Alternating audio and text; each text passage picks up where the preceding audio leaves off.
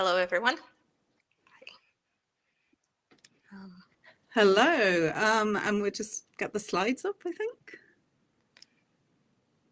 Yes. No, we've got a minute to go, yeah? Yeah, there we are. Great. Okay, so hi, everyone. Very warm welcome to this session on studying abroad as part of an undergraduate experience at the University of Glasgow. My name's Dr. Kay Dickinson, and I am the Deputy Dean of Internationalisation for the School of Arts and Humanities. I'm joined today by Andrea Tint, who is my colleague in the student mobility team as well, and two amazing students who have had experiences as part of their degrees travelling to different countries, and this is Leah and Neve, and they'll be giving you their insights into the experience, which I'm sure is more valuable than the things I will say. But I will give you, to start with, a sense of why study abroad, and we'll have some discussions around that first. So, I mean, I think if you're joining us online, it may be because you're already not in Scotland, and I'm hoping that it's not a hard sell to say studying abroad is a place. It's a real privilege. But there are lots of people in the world who can't leave their countries, who have to go through very difficult processes to travel, visa processing, all of this kind of thing. So we're very fortunate to be able to, make that an easier task for a lot of young people who study with us. And by that, they get to involve themselves in new cultures, really, really hone their communication skills and intercultural skills, learn maybe different languages. But I think even learning how your own language functions in different classrooms around the world and different lecture halls is really, really informative and refreshing and exciting.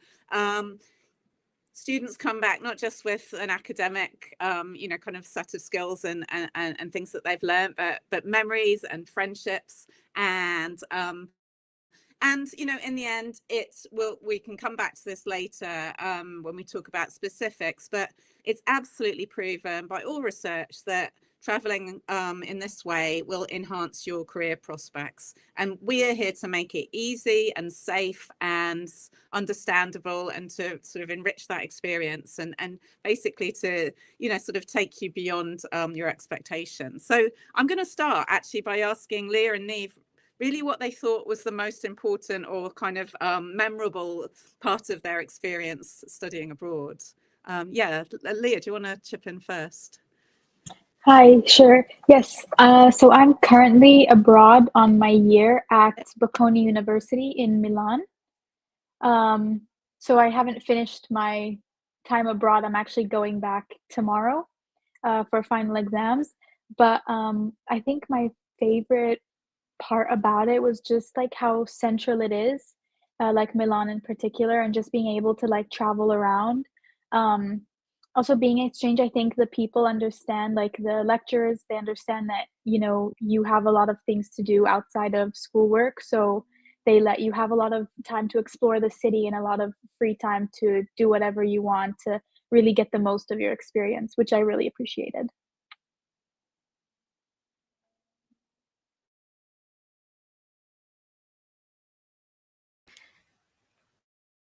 Neve, do you want to jump in and tell us about your experience abroad?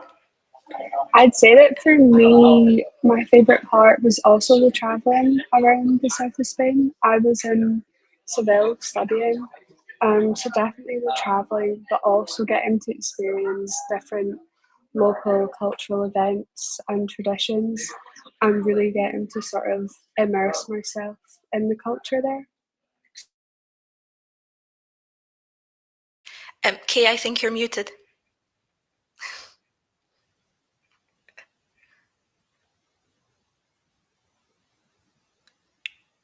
Oh, it should be at the bottom of your screen. Sorry, everyone. It should be at the bottom.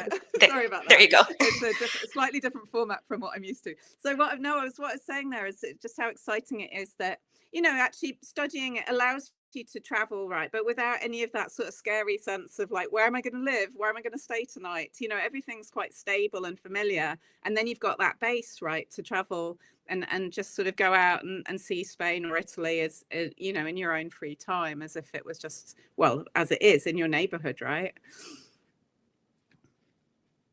That's great. So should we move on? Yeah, so as Kay said, I'm Andrea Tint. I'm the Student Mobility Coordinator for the College of Arts and Humanities. I work with our students to support them going abroad on a variety of our international opportunities, and you'll see some of them up on the screen just now. So as a University of Glasgow student in the College of Arts and Humanities, you can do study exchange, language year abroad, depending on what you're studying. There are international internships that are open to students. There are summer school programs and short-term mobilities as well, including hybrid mobilities, for example, summer schools, volunteer opportunities in the summer that are open to students. And actually, Leah, I believe that you completed a summer school before you went abroad to Bocconi. So if you would want to tell us a bit about your experience with the summer school before we move on to the next slide. Yeah, sure. I actually ended up doing my summer school at the same university that I'm at currently. So I think being at that summer school, which was Bocconi University, I think it was about a month for me, and like inspired me completely to just want to go back and do an entire year there. Like everything from the weather to the culture to the people, I just loved it. And it gave me like a small snippet of what living there would be like, which I just loved. And like just being abroad in general was just amazing and so different from Glasgow. So yeah, I applied to the exact same university just for a longer period of time. I thought it was really amazing. And you also meet so much new people on the short-term mobility, which again encourages you to want to meet more and go for a longer time. No, thanks so much, Leah. So yeah, as Leah said, summer schools and short-term opportunities can give you a taste of going abroad. And in some cases, you can actually end up going abroad to spend a semester or a full year at the same partner that you do a summer school or another type of short-term mobility at. And that can give you a taste of what it's like. I'm going to talk to you a bit more about the actual I was program. just going to say, the other good thing there is Yeah. like some people just don't have the money or the time or the, kind of they've got other things that they need to be, looking after back home. So, sometimes that's just a way to get this. It's not just a taste that might lead somewhere else. It might be, a way to fit study in abroad into a sort of complex life that you may have. So some people start off kind of thinking, oh, it's it's not for me, it's too much of a commitment, and then this little kind of gateway in can really help. Yeah, absolutely. It's extremely worthwhile on its own entirely. And as Kay said, doesn't have to necessarily lead to you going abroad for a longer period of time. If we could move to the next slide. Yeah, so at the University of Glasgow for the College of Arts and Humanities, all College of Arts and Humanities students are generally eligible to apply. This includes joint honors students. So if you're thinking of studying 2 subjects, don't worry, this doesn't necessarily prevent you from going abroad. And many of our students who do go abroad are joint honors, including Leah, I believe, who is doing joint honors. Yes, so most students go abroad in 3rd year. So both Leah and Neve went abroad and are, in Leah's case, is currently abroad during their 3rd year, but applications take place in semester 1 of 2nd year. So you would be applying the year before you actually go abroad. Study abroad programs, they typically last 1 semester or a full academic year. Depending on what subject you are studying, you might be more likely to go abroad for a single semester or a full year, but also very much depends on your preferences and what type of duration works best for you. It is a competitive application process, so students do apply in order to go abroad, and as part of the application, you get to rank 3 university choices during the application process, and if successful, you are allocated to one of them. And I will say we have over 250 partner universities across the world. So those 3 university choices could all be in the same country, or they could all be in very different places in the world. And you have many, many options in terms of where you might want to go abroad. So if we move on to the next slide, I'll give you a bit more information. So as I said earlier, it depends on the type of subject you are studying, but also the type of degree you're on. So in the College of Arts and Humanities, some of our students, including Neve, who's joining us today, study a language. And some of you in the audience might be thinking about studying a language when you come here to Glasgow. So whether you're thinking of studying Spanish, Portuguese, German, French, and so on. If you are on a language program, you will be going abroad for a full year in order to meet the language requirements of your degree. And you can choose to study or work in the target language during this year abroad. So for example, you could go on a study exchange at one of our partner universities, studies, or you could work somewhere in the country. So say if you're studying Spanish, you could potentially work in Spain or Latin America or somewhere that speaks Spanish. Some of our students, for example, do British Council language assistantships, and they work as a language assistant throughout their year abroad, and other combinations. But before I move on and talk a little bit more about other types of exchanges, Neve, if I could ask you, I know you completed a language year abroad in Sevilla, if I could ask you to tell us a bit about what did you enjoy the most? How did you feel that this helped improve your Spanish skills? And just tell us a little bit more about your language year abroad if you want. Yeah, of course. So I'd say that my year abroad in Seville definitely helped a lot with my language and also other transferable skills. It definitely helps improve your language because you have to problem solve and communicate with people that might not necessarily speak English, and to work out different logistics when you're there. So it definitely prompts you to improve your language and also to improve your spoken language as well as your written and reading skills. Um, and I just really enjoyed getting to go to Spain. I've always enjoyed traveling, and the opportunity to go to an area of Spain that I've not been to before, and also one with such a rich culture, was something that really appealed to me. Thanks so much, Neve. No, that sounds fantastic. And yeah, you do fully immerse yourself on a language year abroad. You study alongside Spanish students or the other languages that you're studying. And it is a fully immersive experience in a very enriching way during your degree here. If you are not studying a language, however, study abroad can be just as enriching and just as significant. So non-language students, this could be in the audience, for example, you might be thinking of studying history, film and television studies, English literature, or any other subject in the College of Arts and Humanities. For non-language students, you are matched with partner universities that offer relevant degree programs and offer relevant courses and classes that align with your junior honors courses here at Glasgow. So your third year here at Glasgow. It's an integrated part of your degree, so it's not extra time to your degree.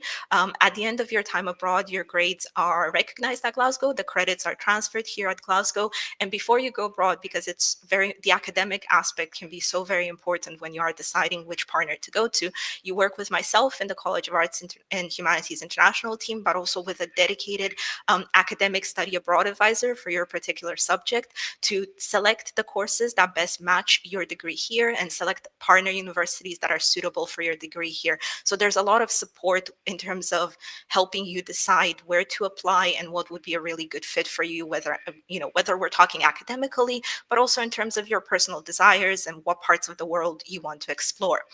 The important thing, the question that always comes up when we talk to prospective students is, do I need to know a different language in order to go abroad? So Leah, I might actually ask you to ask, did you need to speak Italian before you went abroad at Bocconi University, before I go on and talk about this?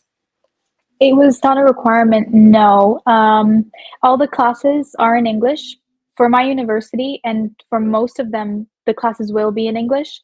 They usually split them, and so you don't really need to know it. I, like on my own, would go and study it just so that I was a bit familiar with certain phrases and just things like that to help myself. And then while I was actually abroad for the first 3 weeks, they offer a program in Italian if you want to take that as well, just to get to know people and get to know the language.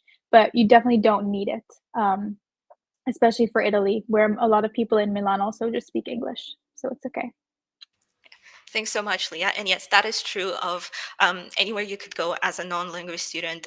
Our students are expected to study in English. Majority of our partner universities will offer English taught courses, and you will be working with an academic advisor to find an English taught curriculum for you when you do go abroad.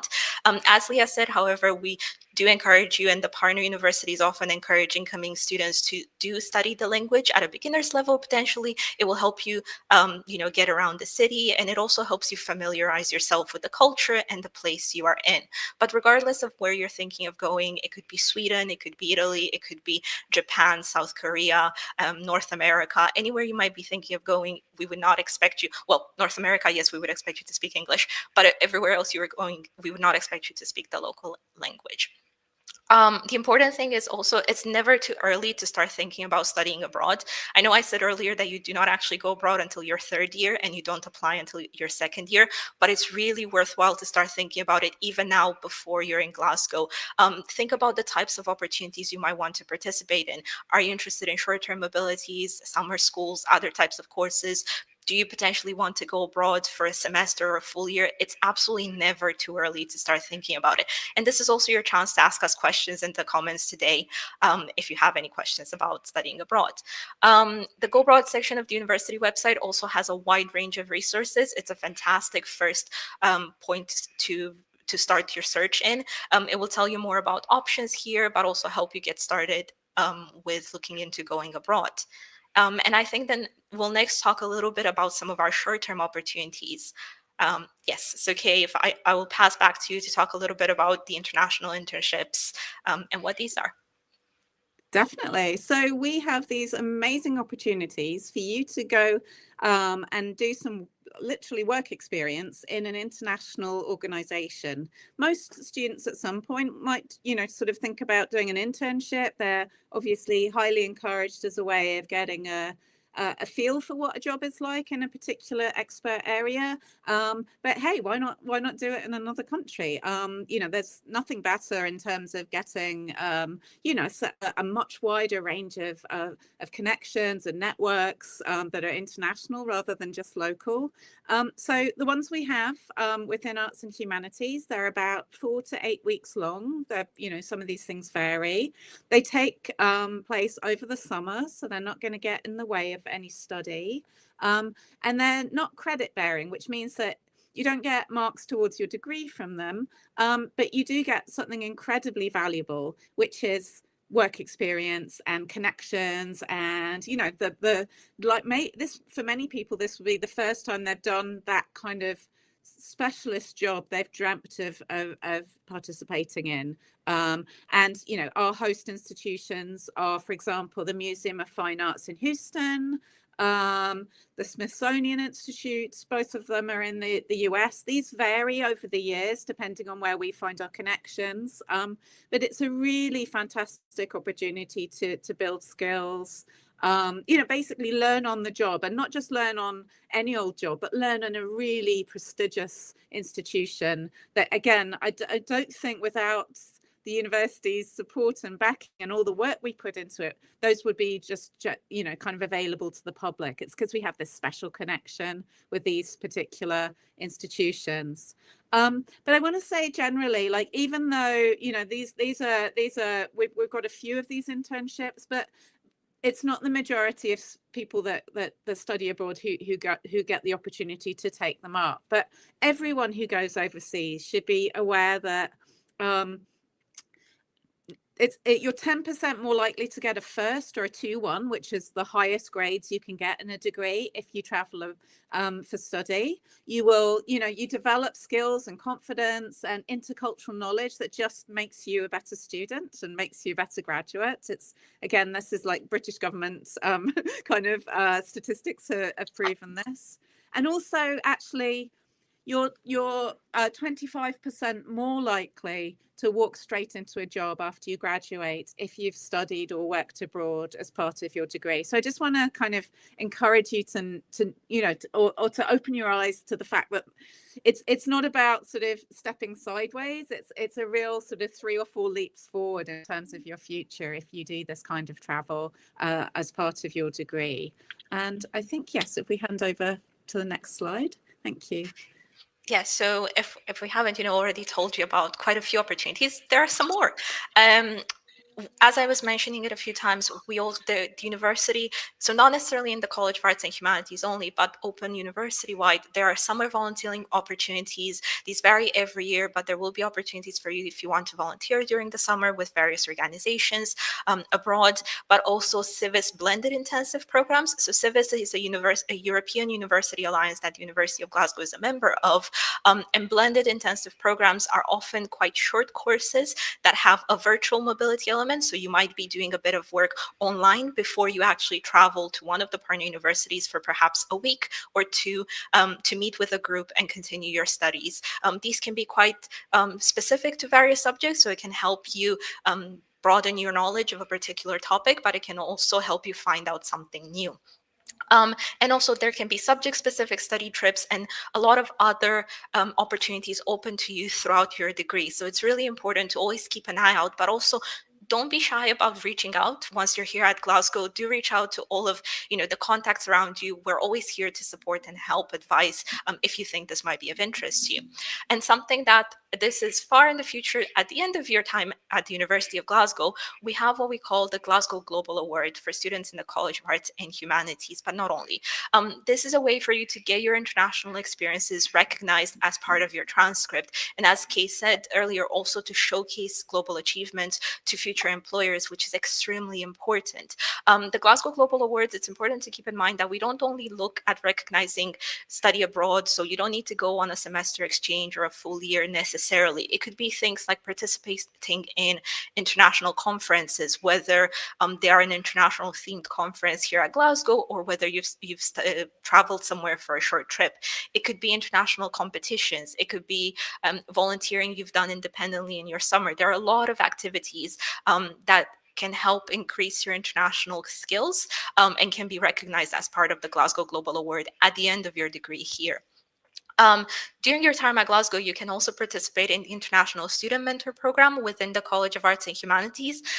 This is a way for students to build lifelong connections with peers from all over the world. So students in year 2 and above at Glasgow, so you do need to have completed your first year here at Glasgow, can apply to be mentors for students coming to Glasgow either as international students or for a single semester or a full year exchange here at Glasgow. There are also various mentor programs, whether in the college or in the university, where you can apply as a mentee. So you can apply for a mentor if you yourself are an international student looking for some support. So there are lots of different opportunities for you within the international context. And these are only just a few of them. And do ask us any questions in the chat if you have them. And I think if we move on to the next slide. Yeah, so we're coming up to kind of the end of our presentation before we will open up the Q&A section of this live session. But I just kind of want to reiterate, if you are interested, if you think studying abroad in any way, shape, or form, whether it's summer school or a full year exchange, is for you, start thinking about it now. Think about, what do you find exciting about studying abroad? Where would you like to go? What part of the world attracts you the most?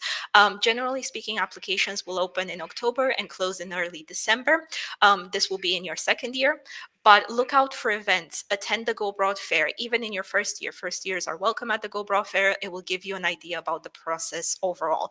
Attend Q&A sessions when these happen, attend drop-in sessions before you start applying, when the time will come for it. So do kind of take advantage of all of the support that is there for you from the moment you start thinking about going abroad, because you do not have to do any of this yourself.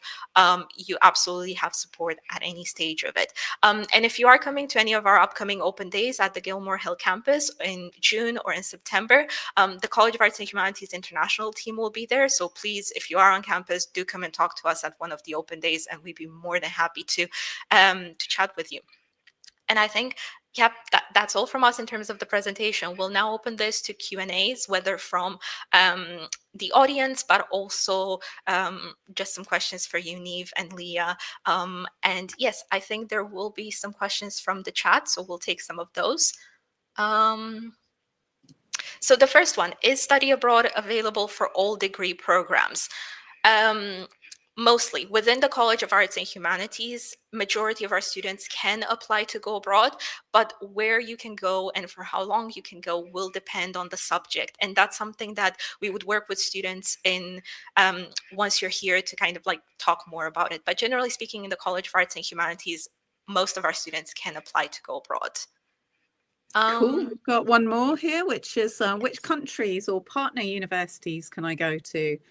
As Andrea said, there's over 200. I actually have a map somewhere where I've marked it all, there's marks everywhere, and it's like, feels like everywhere except, kind of Antarctica is is available. So I mean, we can share that information for anyone who's like, interested in a particular country. We can tell you immediately. It's very, just follow the links on the website. We can tell you where you could go.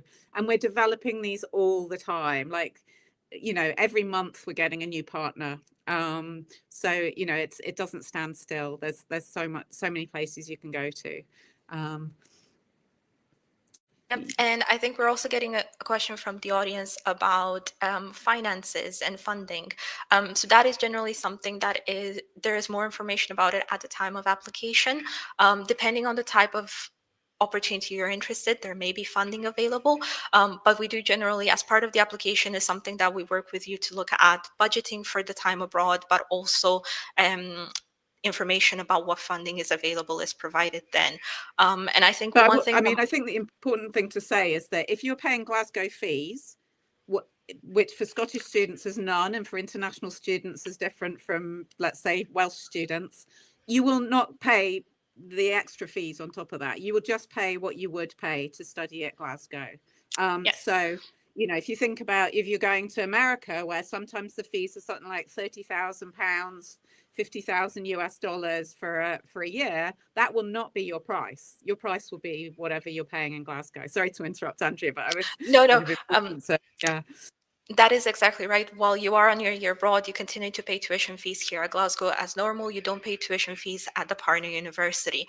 If you are eligible for any sort of student finance, you would generally continue to be eligible for that while you're abroad. So Student Finance England, SAS, the Irish Welsh equivalents, even international students, if you are receiving some sort of funding, we would encourage you to speak to your student funding provider to see whether you would continue to be eligible for that during your year abroad. So those are all things that we would encourage you to think about, and we would work with you during the application process. And yes, Kate, I know you wanted to say something. I was just wondering, like Neve and Leah, how did you find it, Yes. financing your own experience? Like, how did it work out for you? Did you get jobs while you were, while you are, or while you were overseas, or how did it? Yeah. So I worked full time in the summer before I went abroad so that I could save up some money for spending. And I was also able to make use of the Erasmus funding that there was for language students, which definitely helped. And I also found that, certainly in Seville anyways, things like rent was significantly cheaper than it is in Glasgow, and certain costs such as like groceries or eating out can often be cheaper in certain cities compared to Glasgow. Definitely. And think about, like, if you went to India, it'd be even cheaper, or yeah. So yeah, how about you, Leah? How did it work out financially for you? When I went for my short-term mobility for my summer school, it was actually fully funded. So tuition fees were covered, accommodation was covered, and flights. And then I also got an additional stipend from the touring scheme. So that was really great. And they actually sent me a week in advance before the course actually started to explore and to just like get to know other people and things like that. But for my year abroad, since I wasn't doing a language or anything like that, I didn't get any funding for that. Sure. So that's given us a great range of the options and how people cope with it. We've got another question come in. So this is asking, I'm from India with an Indian flag next to it. After my graduation, I want to do an MBA. UK's least costly MBA college's name, ? How much do those colleges offer as scholarships? I'm not quite sure how to answer that. Unfortunately, I think that question, is beyond the scope of this, since we talk about studying abroad. Yeah. But if you are an international student with questions tied around the international student experience at any stage, we would encourage you to reach out to International Student Support or Admissions. Yes, and my colleagues have just put the link over there, which will have answers if you are an international student.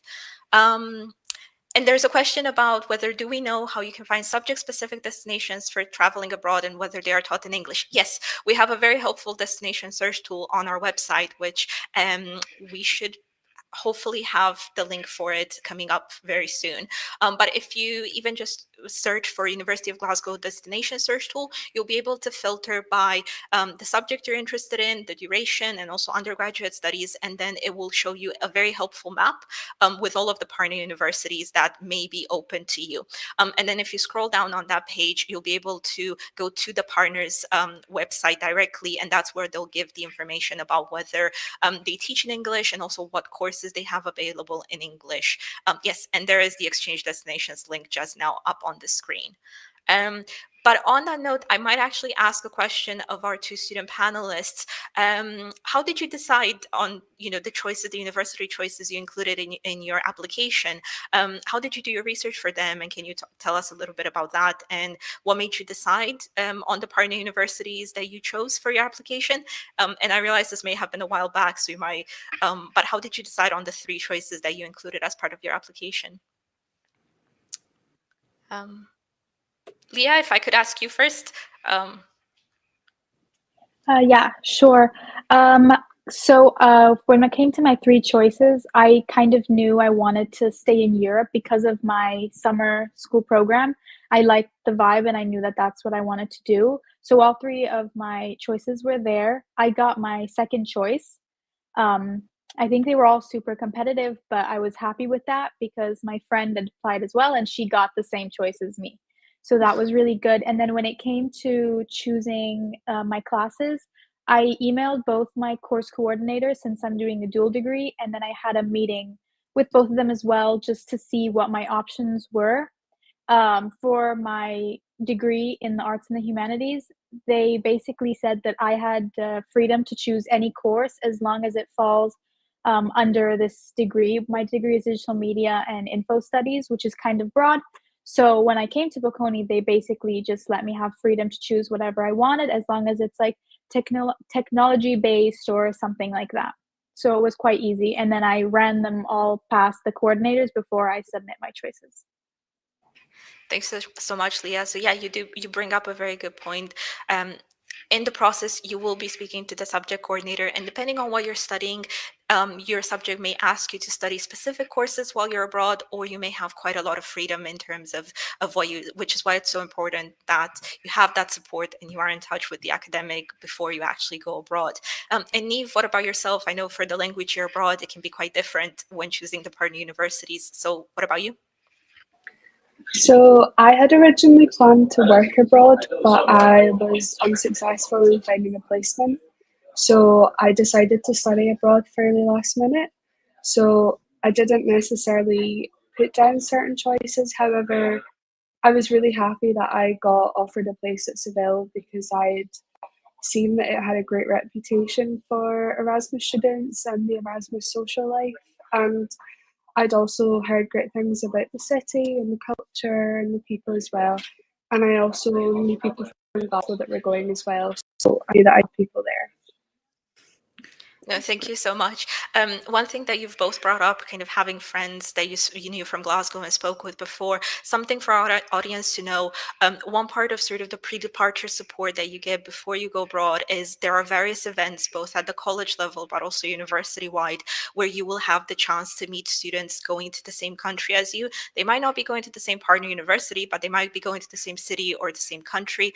And they might not be studying the same as you. So it could be a university-wide event where you as a College of Arts and Humanities student meet students from our life sciences or School of Life Sciences or engineering or College of Social Sciences who are all going to the same place as you. So there's lots of opportunities for you to build those Glasgow connections before you actually go abroad as well.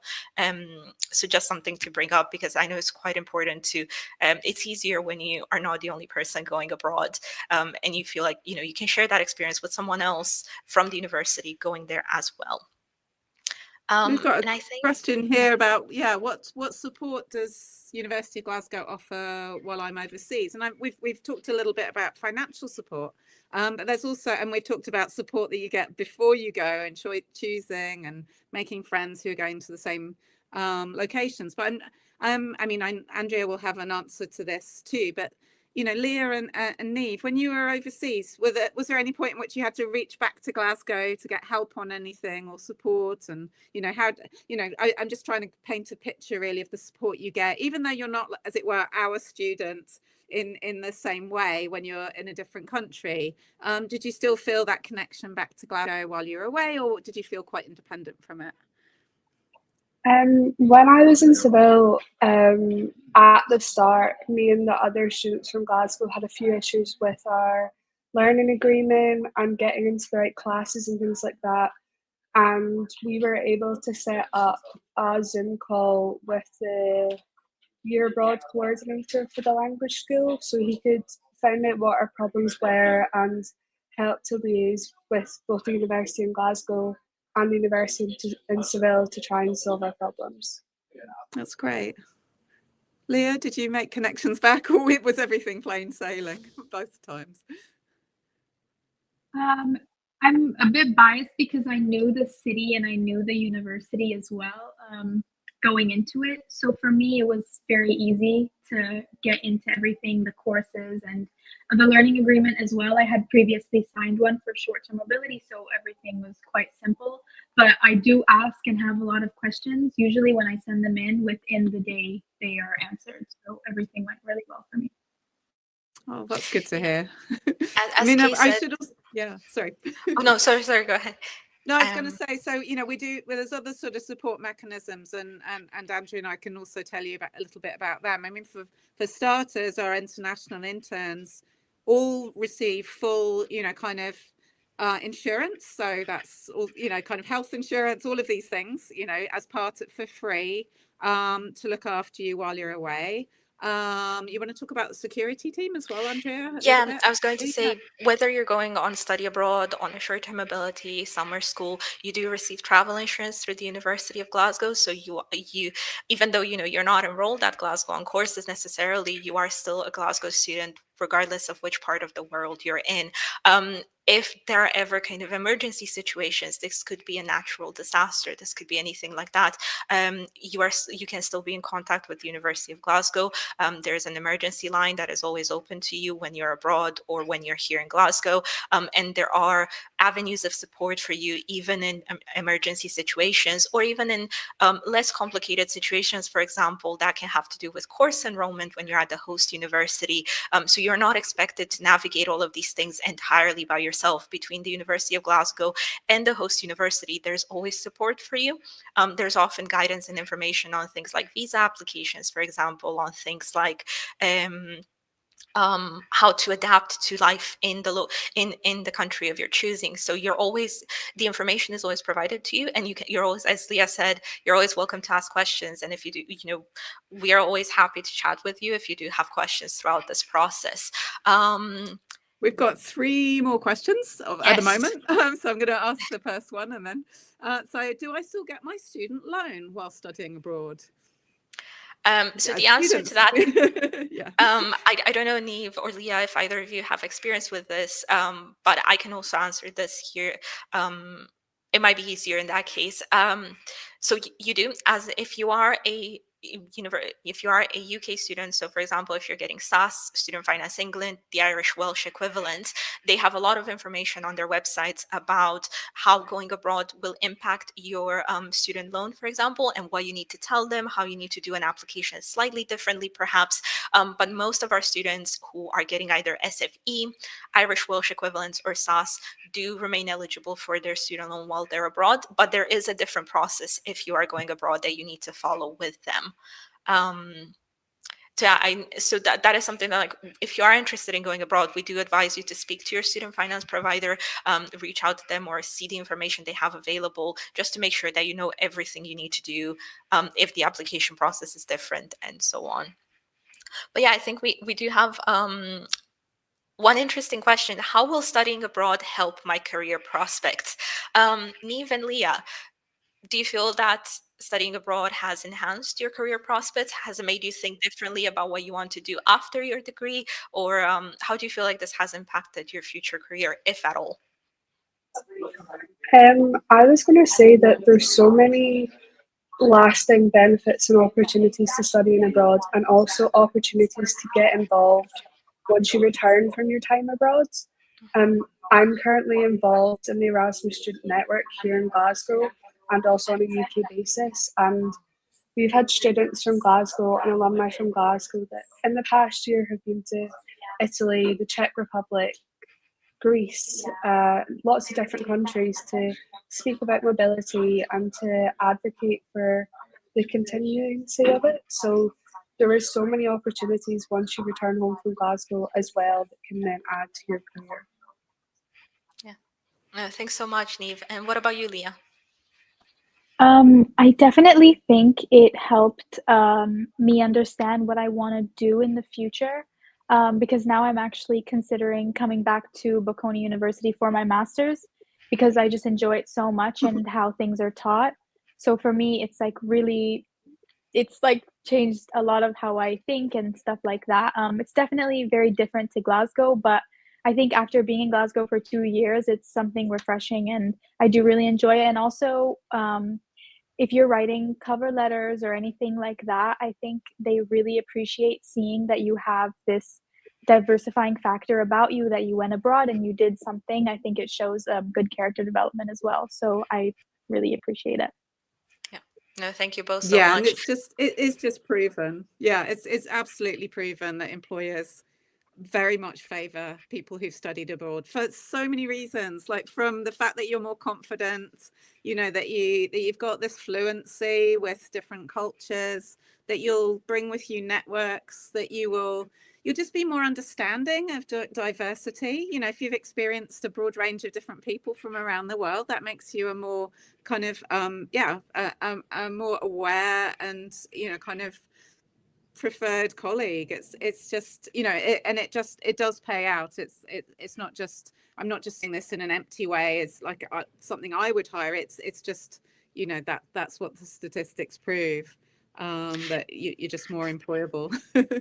And one thing to note, it isn't just necessarily experiences that take you away from Glasgow. So it can be things like internationalization at home. So like Neve was saying about the Erasmus Student Network on campus, things like the International Student Mentor Program that I was talking about earlier. So do get involved with internationalization activities on campus that might not necessarily need you to even travel abroad if you cannot, or if you don't want to for whatever reasons. There are many ways for you to kind of develop these skills. That are either short-term abilities or the full kind of experience of being away for several months or a full year. So there's lots of different ways for you to improve these skills.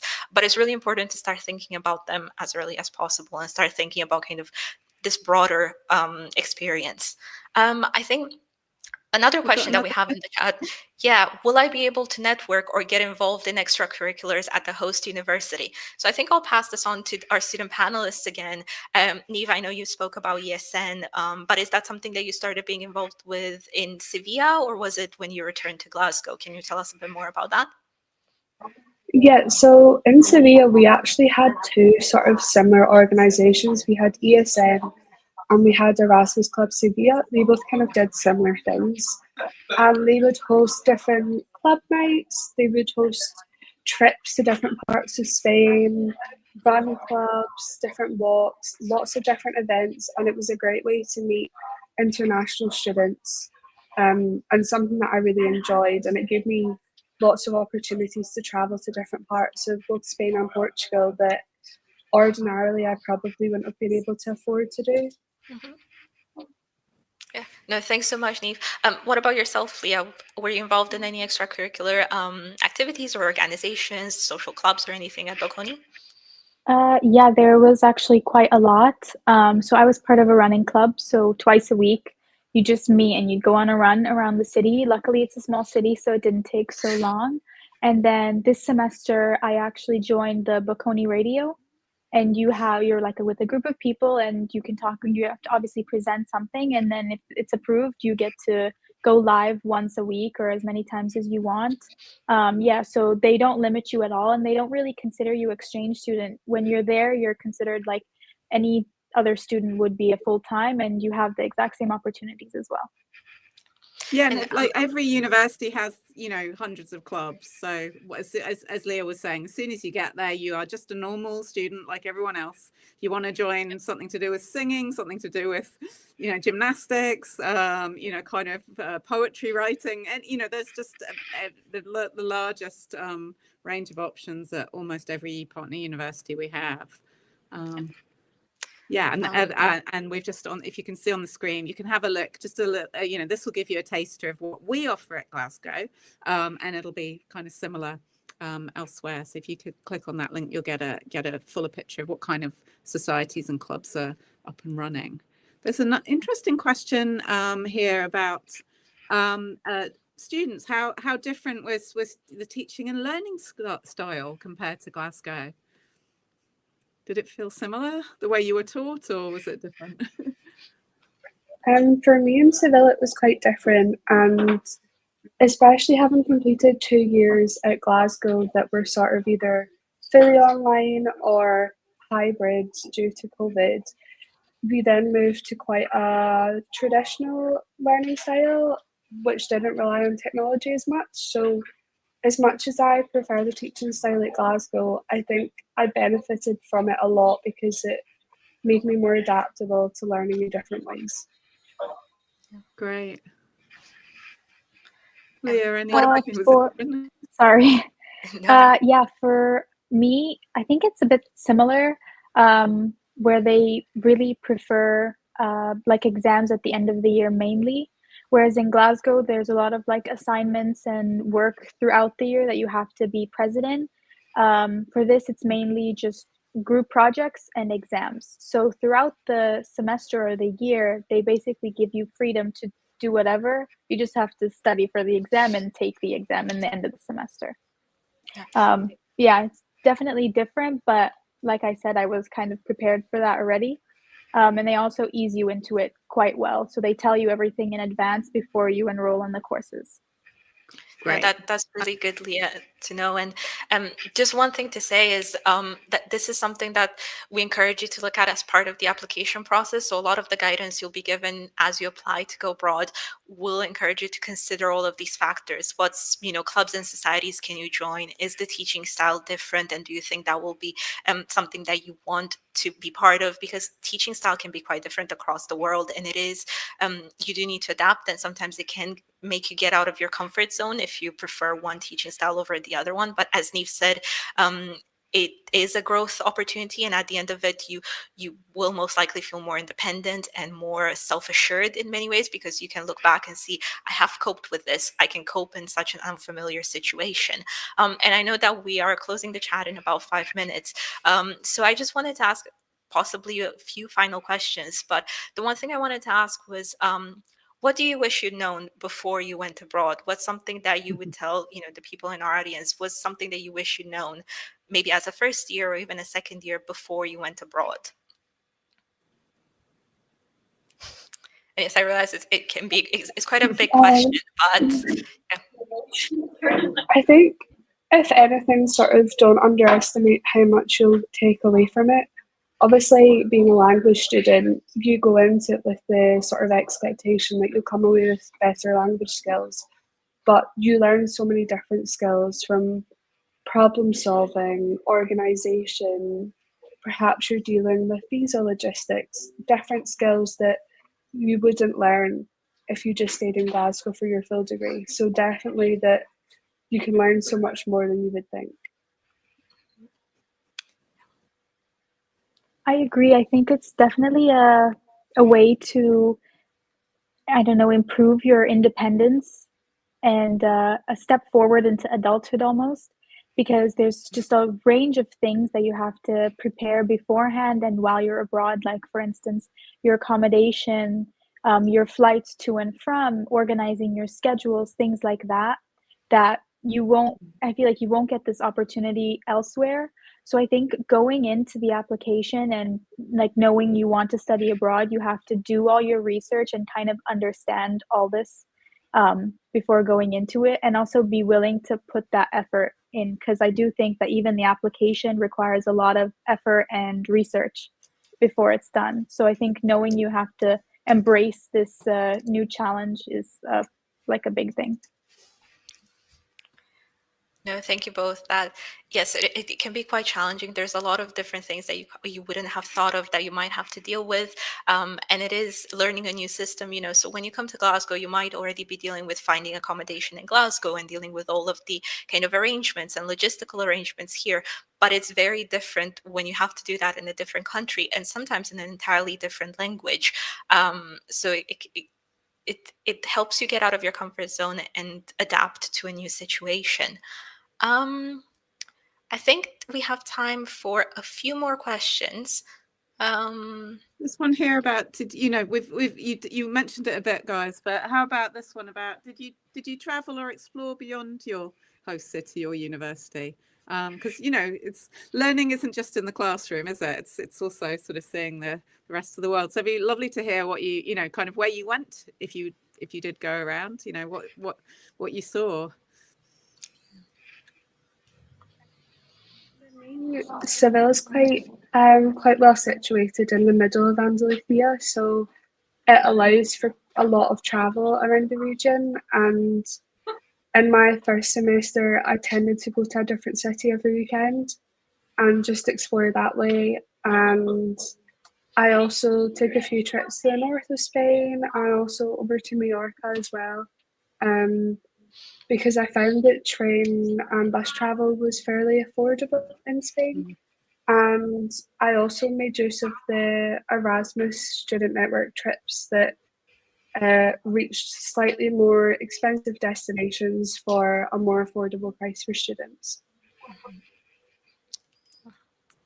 Great. I wish I had this opportunity myself. Yeah, Leah. For me, yeah, I think it's similar. Italy itself is, again, well situated. So a lot of the times I would just do like day trips within Italy. For instance, like Lake Como was only a 40-minute train ride. So that became like a constant for me and my friends, or even Portofino, Rome, things like that. But if we wanted to do longer trips, I went to many places like France, Malta, which was nearby, Switzerland. There's just like a lot of opportunities, and they give you the time and you can organize your schedule. So this semester I made it so that I don't have classes on a Friday, so that my weekend is Friday, Saturday, Sunday, just in case I wanted to travel. No, Very that's smart. Traveling and exploring the area. It's one of the biggest parts of going abroad. You don't necessarily have to. You can also get the most out of it even if while you're abroad you stay in just the one city. But there are so many opportunities. Oftentimes there'll be things like Erasmus Student Network, like Neve said, but also our partner universities do have a lot of options and opportunities for international students, but also perhaps just for exchange students and study abroad students there that are open to you, and trips and various things that you can take advantage of while you're away. And I think to close, perhaps what we've been talking about, has kind of hinted at that. But Neve and Leah, would you recommend to, the prospective students in our audience, would you recommend them to go abroad while they're here? What would be your top reason to recommend going abroad if you are going to recommend it? I would definitely recommend it, even if it's just for like the summer school or just one semester. I've traveled all my life, and I think that the benefits of traveling in itself are out of this world, and I think the benefits to mobility just add to that. So I would definitely recommend it. I agree. I think it's a really amazing experience and something that you'll remember for the rest of your life. Like, I wish I could do it again, even though I've been twice already. Any opportunity I see, I want to go and try and apply. I just think it's amazing. You meet so many people. And obviously, after the exchange, you both go your separate ways. But, I've re-met with so many people that I met at summer school just because we happened to be in the same city, or we even planned a trip. So I think you just take a lot from it. It's not just like one semester or 1 year. I think it just like you carry it throughout your life. For sure. And I mean, Andrea and I are considerably older than than you two, but we both of us have done study abroad, and we've still got our friends from those days, and we still have our networks, and we still learn all those things. So it keeps on giving. As I'm not seeing any more questions in the chat, I think it now would be a good time to wrap up. It was so great kind of getting together to do this, even though virtually.